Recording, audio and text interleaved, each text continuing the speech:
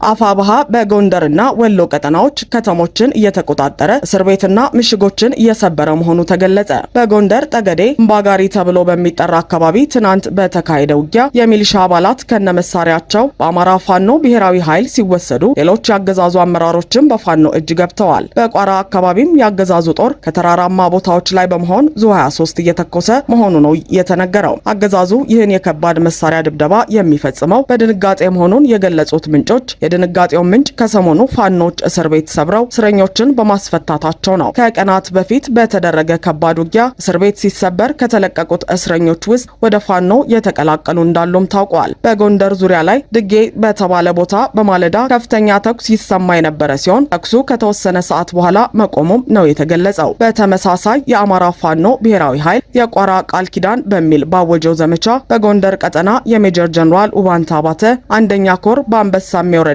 አርብ ገበያ ላይ ሰፍሮ የነበረውን የብርሃኑ ጁላ ሰራዊት ግንቦት 19 2017 ዓ.ም ከፍተኛ የሆነ መብረቃዊ ጥቃት አድርሶበታል። በአንበሳሜ ወረዳ አርብ ገበያ ከተማ ውስጥ መሽጎ የነበረውን ከሌሊቱ 11 ሰዓት ላይ ጉና ክፍለ ጦር ከፋሲል ክፍለ ጦር፣ ቴዎድሮስ ብርጌድ፣ ጣና ገላውዲዮስ ክፍለ ጦር፣ ሜጀር ጀነራል ውባንታ ባተ ተወርዋሪ ክፍለ ጦር በጋራ በመሆን እስከ ረፋዱ 4 ሰዓት ድረስ ውጊያ ሲያደርጉ ቆይተው ከተማዋን ተቆጣጥረዋል። በተጨማሪም በፋርጣ ወረዳ ማህደረ ማርያም ከተማ ሰፍሮ የነበረውን ሚሊሻና አድማ ብተና የፋኖ ኃይሎች በከበባ መተውታል። በመጨረሻም ማህደረ ማርያምን በቁጥጥር ስር አድርገዋል። በባህር ዳር ዙሪያ ገርጨጭም ከፍተኛ ውጊያ የተደረገ ሲሆን የውጊያው መነሻም ፋኖን ለመክበብ እንቅስቃሴ በመደረጉ ነው። ይሁን እንጂ የፋኖ ኃይሎቹ ከበባውን ሰብረው የብልጽግናን ጦር ድባቅ መተው መልሰውታል። በሌላ በኩል አፋብሃ በወሎ ቤተ አማራ ምስራቅ አማራ ኮር 1 እና ኮር 2 አሃዶች ባለሽርጡና ታጠቅ የሰሜን ወሎዋ ጊራና ከተማ በመግባት የአገዛዙን ሰራዊትና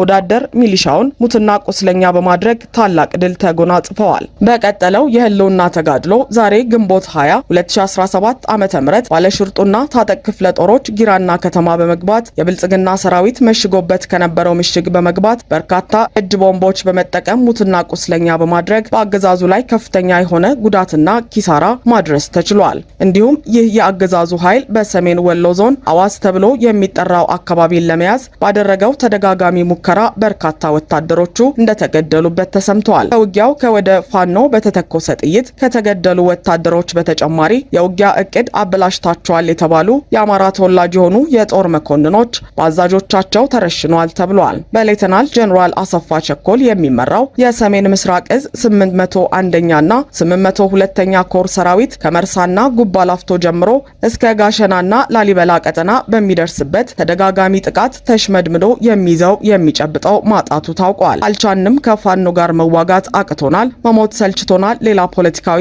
መፍትሄ ይፈለግ በሚል በየግምገማ መድረኩ የተናገሩ የመከላከያ ሰራዊት መስመራዊ መኮንኖች ታፍነው የደረሱበት አልታወቀም ተብሏል። በሌላ በኩል ደግሞ አስተያየት ሰጪዎች ደግሞ የፋኖ ኃይሎች ወታደራዊ ምርቃቶች፣ ጥይቶችንና ጭፈራዎችን በማህበራዊ ሚዲያ መልቀቃቸው ለጥቃት አጋላጭ እየሆኑ መሆኑን ይናገራሉ። በአንዳንድ አካባቢዎች ያገዛዙ ሰዎች ባሏቸው ባንዳዎች በኩል እነዚህን ቦታዎች ከቪዲዮና ምስሎች ላይ በማጣራት የአየርና የከባድ መሳሪያ ጥቃት እንደሚፈጽሙ እየተነገረ በመሆኑ ፋኖች ጥንቃቄ እንዲያደርጉ ተገልጿል።